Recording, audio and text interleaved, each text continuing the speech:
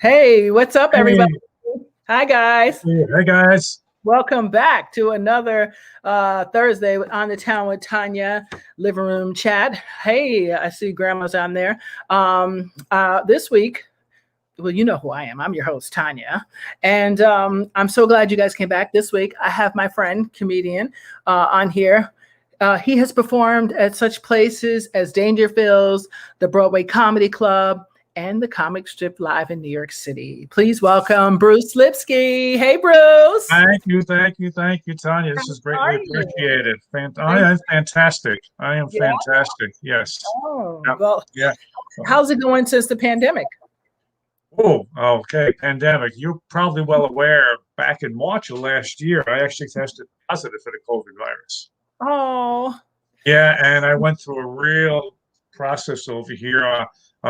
When I got sick, I had contacted my primary care doctor, and he's mhm. basically going to the hospital. I said, I'm not going to the hospital. I went to Okay. one of the local clinics Hmm. and they took the test and they said that I'll get the results back in 10 days. I said, 10 days? I'm getting sicker and sicker. So I Hmm. called a local physician in my town Hmm. and I said, Doc, because I'm good friends with him, I said, I'm really sick. He says, I'll open the office for you. I'll drop off a hazmat suit at your front porch. You'll walk to my office and I'll test you for Hmm. the disease.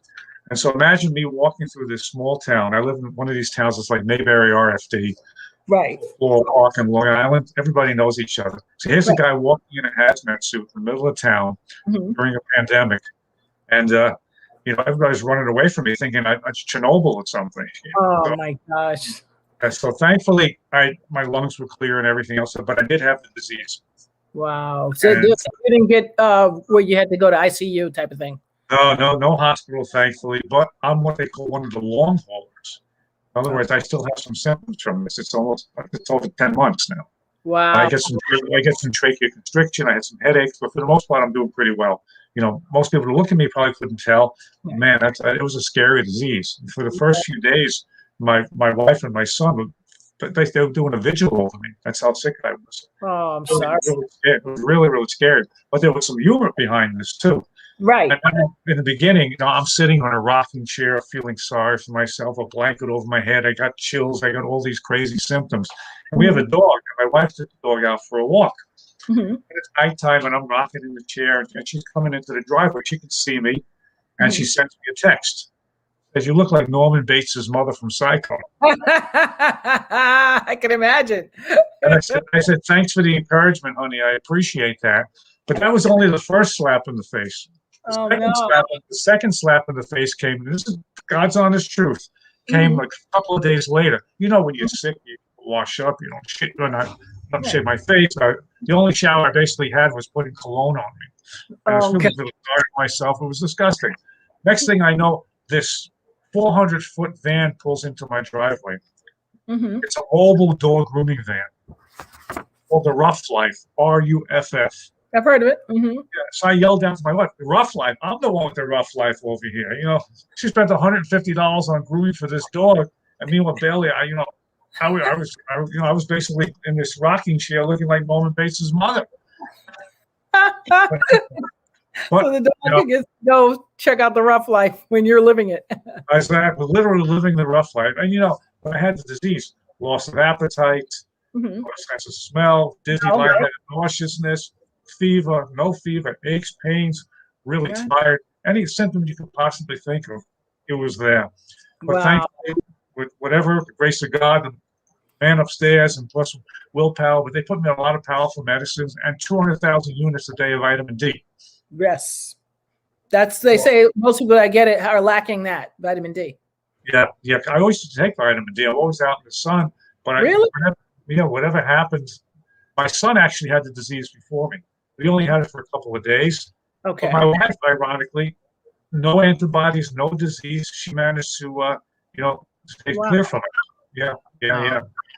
That's crazy. I wonder, I guess that's just blessings. I mean, that's what you can't make out about it. It's like, okay, I eat healthy, I take vitamin D, what else? But I take zinc too. I do a lot of different regimens. All right, sure. Yeah, and I don't know if they'll help, but I was like, I made it this far since March, and I used to work in a hospital, and There you everybody go. got sick except for me. So I did There you something go. right so Well, far. I would. they also say that your blood type, Uh-huh. people with A positive blood type, which I have, Hmm. are more susceptible to this disease. Uh-oh, And that's my wife's blood type, I think it's AB. It's called either AB or I think it's AB. I oh. suppose that's the least are likely to get it. But again, who knows? Well, Who look, knows? you know what I want to ask? Do you have any Black or Latino in your blood? Well, last time I looked at my family tree, hey, you never know. If I got Ashenowski, you might got something in you. I don't know. Exactly. You never It's know. funny. I'm just saying because it's alleged that more African Americans and Latinos get the disease. So I'm like, Bruce, how did you get this disease? It's just Right. a comedic Hey, take on it. we're all related in one way or the other. And one with the other. That's right. By hook or crook. Exactly. Yeah. I see somebody out here. Donna. Hey, Donna. Hey, Grandma. I see you out there. Donna, I see. I'll be praying for your uncle. She said her uncle's in the hospital with COVID now. Oh, Yeah. gosh, I'm so sorry to hear that. Yeah. I'll pray for her too. Let me tell you, this is, people don't realize the seriousness of it. These people they get lackadaisical after a while because, let's face it, this disease is a two-pronged disease as far as I'm concerned. You have the physical portion of the disease, whatever the symptoms may have, okay? Right. Then you have the psychological portion of this, and then add to that, if you're not feeling well, it compounds itself because you can't go out of the house. If you do go out of the house, there's no social interaction anymore. You're depending on a lot of other people for you to do services. And this is what a lot of people are suffering through, even those people who don't even have the disease. Yeah. You can't see family. For example, my wife is born January 27th. Mm-hmm. I'm born January 28th. Oh, curious. My sister is born January 29th. Wow. Figure that one out, all right? We have a best friend who's born January 26th. Mm-hmm. But normally my mother-in-law, who's in her 90s, likes to take us all out to dinner for the birthday weekend. Right. We can't go out for the birthday weekend now. The last weekend we normally would have gone out. So now you can't see your family, you can't see your friends. Right. And it's been a little depressing for some people, and it gets to the point where, you kind of just feel you're going through emotions. And that's the neat thing about comedy. One of the things I think helped push me through this pandemic, talked about how you're handling the pandemic. I think comedy really did it for me because, with the Zoom shows, the StreamYard shows, or the Google, whatever the shows may be, I've had an ability to go out there and do international shows, get 1,000 people. I can Zoom every day. I can do open mics. I can do shows. And in fact, I have something on my phone called the Cozy Calendar. Oh. And my wife, basically, it's a program that my wife put on there. Basically, you can tack in anything on the calendar, and everybody can see what's going on, so you don't double book stuff. Oh, so wow. So when my wife is really mad at me, what she does, wait a second. Looking at the Cozy Calendar. Last week, you did 14 open mics, 17 shows, blah, blah, blah, six classes. I don't see you, she says. I said, where am I going? I'm in the house. I'm stuck like everybody else. I said, take up a hobby or something. Yeah, no, I can imagine. It's like just because those Zooms really are exhausting, by the way. But I find as a comedian that it's been a blessing to be stuck in the house for me, because before I would have been forced to the old ways of having to go to all these mics. And I was never a fan of going to mics because of people putting their mouth on it who were telling jokes about herpes, the previous joke before. And I was like, that's not, like I think it's was a comedian, Kevin Lee, he sprays the mic. I think I say, I was like, I'd like to do that. Can I do that? Because some of the comments I'd like, I do not want to go after this one. Bring my own mic type of thing. Exactly. I'll yell. I'll scream on stage. I don't care. I have a lot enough. But that's funny you say about open mics. Before the pandemic and everything, I wasn't doing that many open mics because I had some bad experiences. I got into comedy maybe less than 3 years ago. And, really? Yeah. Know that. Yeah. I'm more serious the last 2 years. The first year I got into it, I had some issues with the family. My brother got very sick. My wife's uncle died. We became the executor of their will. It was a mess. Right. More so 2 years until I got serious with the comedy. So I was running into Manhattan every so often. They said, you got to go into Manhattan. You got to go into Manhattan. And I went to somebody's 10:30 at night mics. And one night I went there, and I'm 65 years old now. All right. Mm-hmm. I feel like I can keep up with the young people. I'm not a drinker. I'm not a smoker. I'm not into drugs or anything else like that. Right. But I get out there, some of these mics, and this guy's drinking, and he's drunk, and he's high, and the comedians are playing against each other, you know. Right. And Tony says his own megaphone. Exactly. I saw that. You know, gift of gab is not an issue as far as I'm concerned. Right. But you know, I'm out there, and right. you know, I felt like a sore thumb, but I said, the heck with it. I had a business reason why I was going out there. The term I use is healthfully selfish. I'm going to be healthfully selfish, take care of my business. I don't care if you guys riff off each other. I don't care if they throw up in the bathroom. I don't care what the heck they do. Well, I'm just going to go do my thing and get out of there. But I used to drive into the city. Right. I used to too. And I was like, what am I doing? First of all, I'm not intimidated by a bunch of 20-year-olds at a mic. And I'd go and there'd be like 30 male comics. I'd be the only one and the only black one. So that was frightening. But it was, you know, and then they got all the D jokes, you know what I'm talking about. The penis jokes. And which was like, okay, I've heard the 55th one today and none of them are original. Like, really, you stop talking about it so much. Maybe you really put some, you know, that type of thing. It became like a firing squad for me as a woman, where I was like, oh, I'm going to start seeing this in a different way. So now I'm going to learn how to roast all those dick jokes. Exactly. There's so many. It was monotonous. It was like, can we talk about something else, please? You know, is there anything else you have? Other body parts, like your arms? Exactly. You only have body parts. Exactly. Yeah. So, but you know what's funny about both of us? We're both the over 50 crowd, like, I mean, Tony, you're out there too. I know some people, we know Debbie, a lot of us, we're the over 50 crowd. And guess what? I think we're going to be the ones that are going to be popping. I know the young people out here doing their thing and they think, oh, I'm going to become a comedy master in 2 years. Like Che did. Like they think everybody's gonna be like Che on SNL. Like He did like 2 consecutive years and then he got into SNL allegedly. But they think they're going to be like that. I'm like, good luck with that. It's 10,000 hours. I don't care who you are. And maybe he did 10,000 hours faster than we usually do in a 15-year period. But you can do 10,000 hours before you get that good. And we're willing to do the work, though, our generation. We're not lazy. We're not like, oh, I'm going to be a comedian. And that's it. We invent ways to practice and keep fresh. I like the Zooms. I like the pandemic because I've been able to stay and hone this Zoom thing and hone this. And would I like to be in person? Of course I would. I'm a very personable person. Of course, I'm here. Yeah, I'm gonna do what I gotta do. Yeah. But you make the best of what you got, and I think we've excelled at that. As I said, I've been performing all over the world. Yes. You know, whether it's Malaysia, Hong Kong, whether it's Japan, whether it's Israel, whether it's Scotland, UK, Canada, wherever it may be, Philadelphia, Tony's backyard, whatever, you know. But the idea is that you get out there and you do this, and it's great. But I remember, you know, at the beginning, and most people who want to become comics, you know, I labeled myself as Bringer Bruce because, you know, when you first start comedy, what happens? Right. You got to bring people because they have to put rear ends in the seats. You know, I'm the funniest guy at Gotham if I bring 10 people on a Monday night, you know.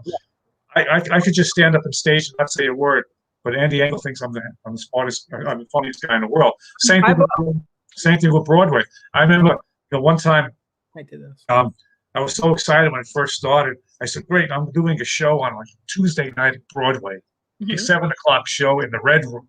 Yeah, the Red Room's holds 50 people. And I brought like a dozen people. Yeah. And maybe all the other comedians, maybe total brought another 6 people. So 18 of the people out of the whole crowd were my people. I've done that too. I learned about bringing shows and I stopped doing them. But I brought 27 people to Gotham. And they were like, we've never had nobody, a guy, it was an Indian young gentleman. I'll never forget him. I was really pissed at him. He bought one person more than me, like the following, like 4 days later or something. But they said, we've never had this many people. Right. But now did my people come, but they were dropping $200 and $300 a table. There you go. There you go. And they weren't leaving after you performed either. Exactly, which is very important. Yeah. And then I've done Metropolitan Room. I think I bought 17 people or something like that. I don't know. I mean, I just so happen to have friends all over. So they usually come support me, but I stopped doing bringer shows now. I'm just like, why am I? Wait, let me do the math. I started doing the math and says, if they all paid 27 times, if they're spending $100, $200, $300 a piece, that's a lot of damn money. I could have said, why don't you come instead of spending $50 just to get in and look or buy a drink minimal, 2 drink minimal. Why don't you come for like $10? So like, I mean, like I could have did the math on that and be like, I could have racked up without, I'm not I'm not letting them make money off of me anymore. Absolutely. Because also they were being a little bit schmucky about it. Excuse me for saying it like that. But like, oh, Bruce, you're new, so you can't. You would never get. Not you, me. They would say, oh, you're never going to get up on a Broadway main stage, or you're never going to get up on, near comic strip, because you're not with the traditional way it was going. Those guys run the club, and they decide who's getting up where, who's getting there, and it's all who favored who, blah blah blah. But now with the pandemic, guess what? We don't give a damn about none of it. Honestly, I think we're harder working comedians now than most people. Yes. And I think that's like you said, the staying power of who we are, And I have a phrase I use, the millennials, our generation, I call us the perennials. We're always going to be popping up. We'll always be. But the idea is that it's comedy. Doesn't matter how old you are. No. In fact, we have more stories. I worked in corporate. I worked in corporate America for 25 years. Right. I worked at J.P. Morgan Chase. Oh, and wow. I remember near my 25th anniversary, I got called to senior management meetings. I was pretty high up there also, and I was expecting my 25th anniversary grandfather clock. And I got my clock cleaned, and they basically said, "Bruce, we're eliminating your job," and they hold the clock. That was 15 years ago last week. Wow. So I was age 50 at the time, at 25 years, so I got to retire at a young age. Right. Now, I worked somewhere else for 3 years, then they sold the business. Right after that, I was seriously injured in an automobile accident. I had a bad spinal injury, okay? And I spent 3 years in rehab. In fact, it was a medical miracle that I'm alive, number one, and number two, walking. And I do walk with a cane. Most people don't know that. One of my things when I get on live stage, I used to get up there. I used to walk up slowly. I put the cane in the corner. I'd turn around slowly and say, "Don't mind the cane. I'm just using it till I settle my lawsuit." That's actually it's usually a good icebreaker. But like I say, one of the reasons, this is a true story. I always used to go to clubs, Dangerfields, and other places when I was younger. I loved comedy, but I certainly wasn't a comedian.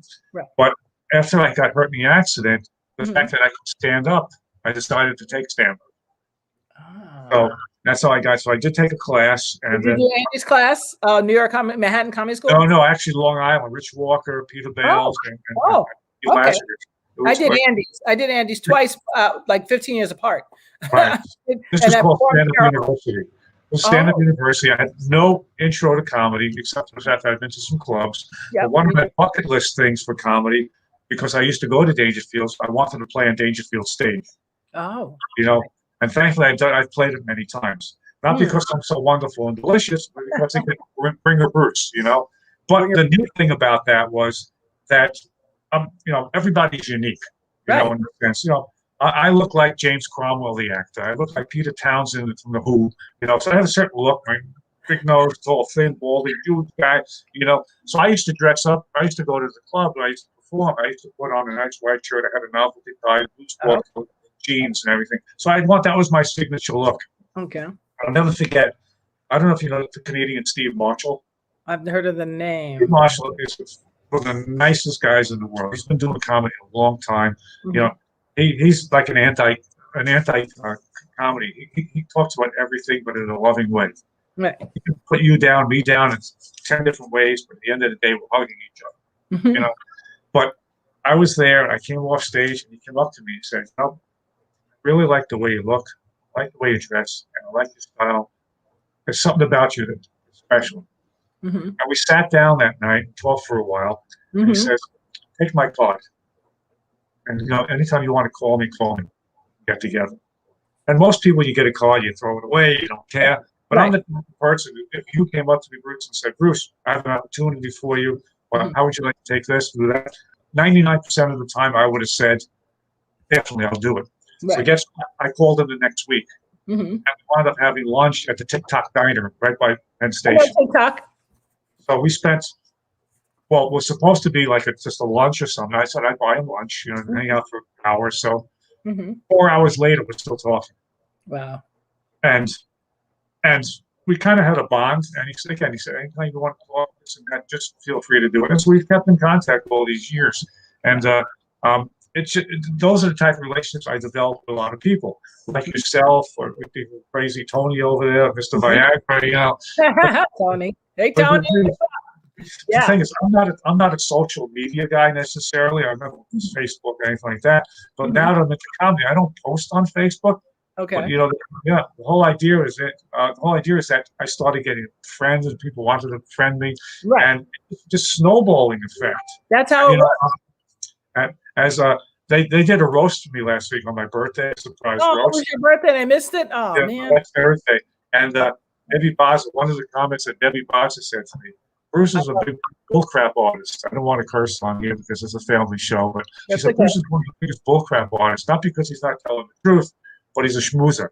And the thing is, I was able to get this network of people. And I love these people. We're strength in numbers over here. I think we all help each other, Yes. and comedy gets better.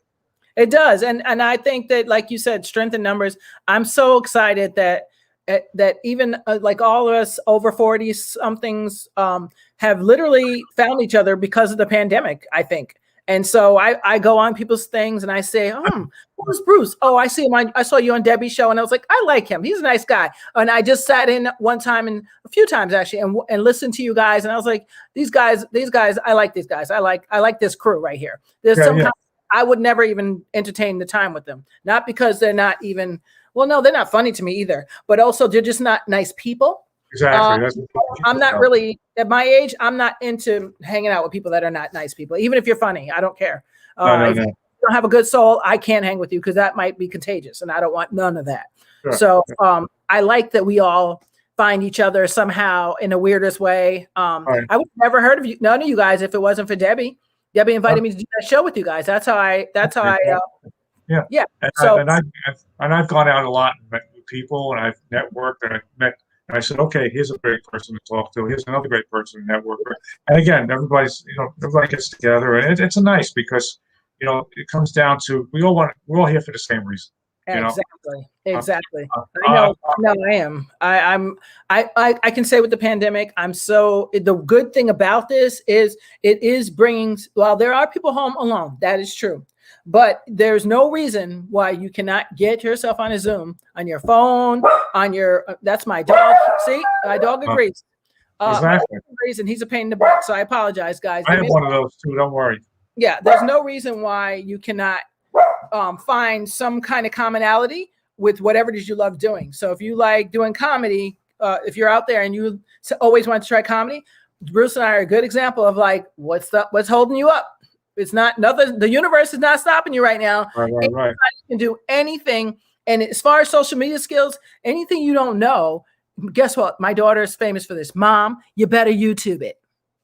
That's it. Anything you want to know, it will tell you. YouTube will tell you exactly how to do social media, how to make an Instagram account. So there's no excuses. And guess what, Bruce, you and I, like you said, we bring a unique sense because of our age and because of our experiences. There's people out there, 80, who are going to love us. They're going to love us because they know what we're talking about. They I happen to have a young daughter, so I can go between any of the worlds, young, old, black, white, doesn't matter to me. I don't care. And I'm sure you guys can. And in my opinion, a good joke, it withstands all that. Absolutely. And you don't have to be crass or anything else like that.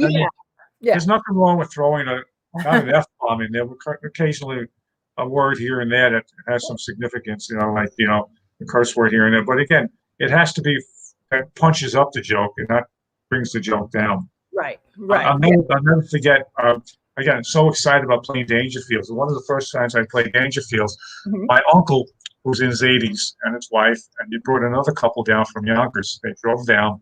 Yonkers. Right off Central Avenue. I know Yonkers. I know Yonkers very well. Exactly. There you go. So anyway, so they came down, and they were so excited to see me, and just the whole feel of then we're going to go to the diner afterwards. It would be a nice evening. Right. And I'll never forget. I did my set, and then this young, really beautiful looking girl. Only reason I'm saying Italian because she had a long Italian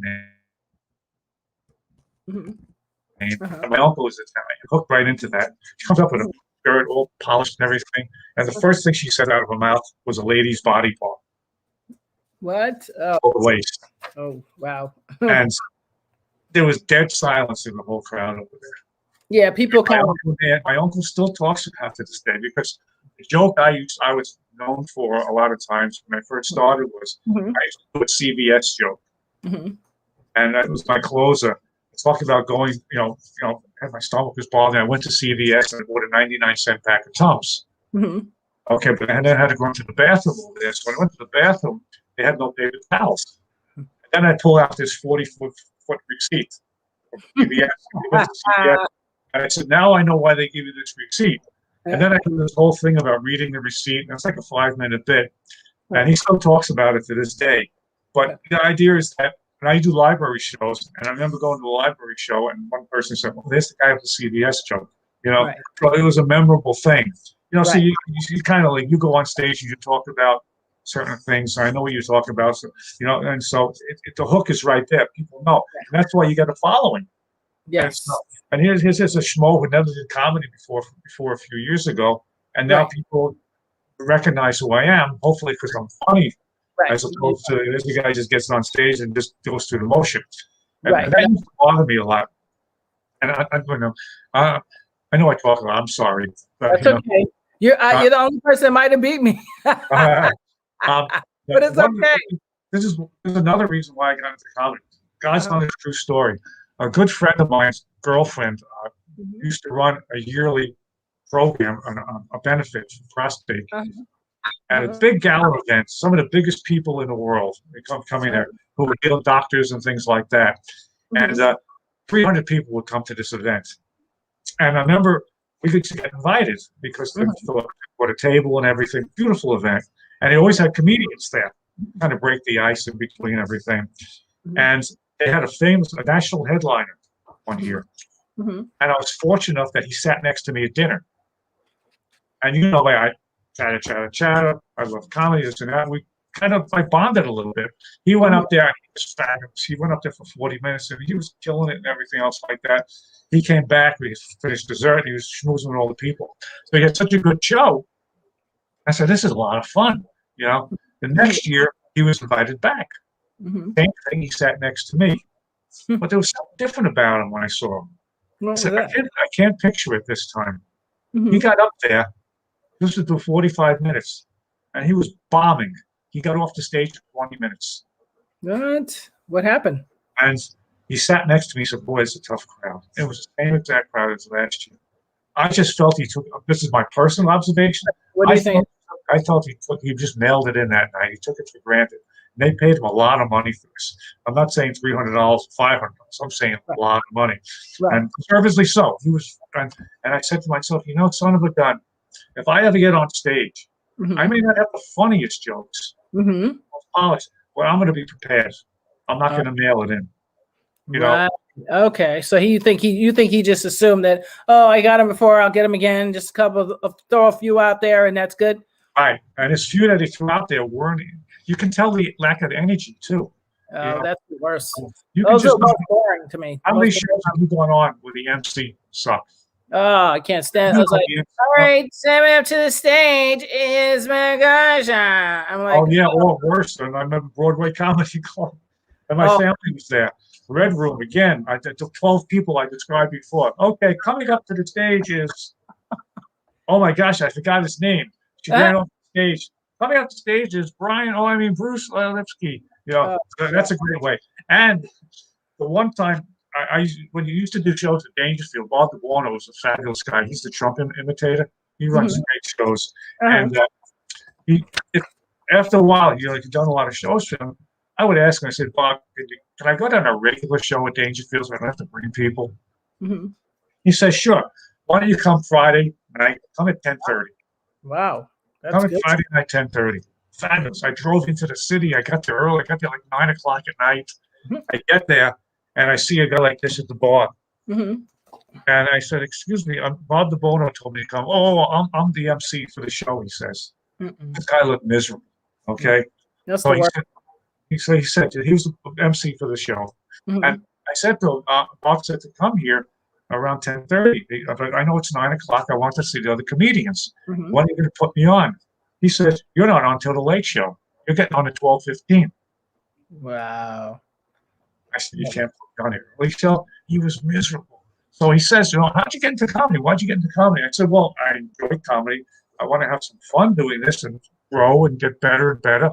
Right. That's the problem with you comedians. You guys just starting out. You only want to go for the fun. I've been busting my butt for 20 years trying to get on stage. There's the problem. I can't believe what time it is, Bruce. It's time for us to wrap it up. But that's the problem. You get people who are miserable, who always wanted to make it, but they didn't. So now they become bookers and managers, and they're the worst.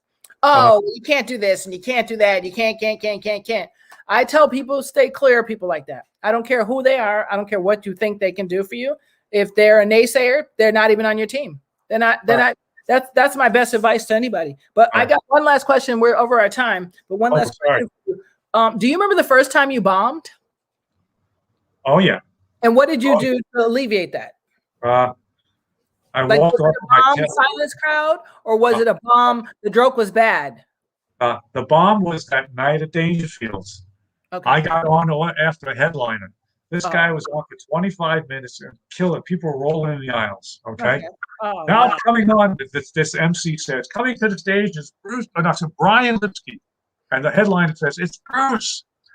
And now I'm coming. And literally in the crowd, by the time it was 12:15 at night, there were maybe 8 people that were like this, and okay, folks, another thing about my mother-in-law, and it was like, I've had that happen where you're like, crickets.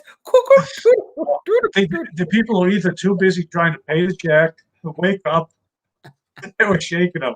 Okay, let me tell you another thing about my dog. Yeah, but you know what's weird is, and I'm only 6 years into comedy now. I can't believe it's been 6 years almost. But I don't consider it 6. I consider it really 3 because I haven't did enough mics. I used to beast and do like 4 mics a week, 4 nights a week, and then I would hit everything. Now I'm like, whatever works, and I just sit and write. I write every day, but I don't get out every day anymore. So that kind of puts you behind the ball. It's not really 6 years in my opinion. Right. Short, what happened? So I told this joke, and normally everywhere it kills, whatever. And I told it, and they were like, and I found out my sound was not good. Whenever the punchline would come through, they couldn't hear it. So I'm still not sure to this day I call it a bomb because I was like, damn, it's quiet on here. But I told people to mute if they got noise in the background. So look, when I looked, everybody had their thing on mute. So I'm like, dang, I really suck at something. Sometimes you get lucky and it's that, but I still always equate silent to like, all right, we got to rework this again. But writing is editing. Editing is writing, and that's just the way it is. We're constantly evolving. But they're all learning experiences. Of course, you want to take it personally because welcome to the human race here. I'm sorry if we're over here. I don't know. Right. Yes, we are. All right. I'll put an extra quarter in the meter if you want. I wish I could put another quarter in the meter. I always keep this show at a half an hour, in case anybody know, because my show actually airs on channel 57, but I never air it because I haven't been loading up the new shows, and it can't be more than half an hour. That's why. But don't worry, I can always edit it down. Stay tuned for part 2. Stay tuned for part 2. But Bruce Lipsky, you're the best. I appreciate you being with us. And guys, Bruce will be you performed for me for my last show.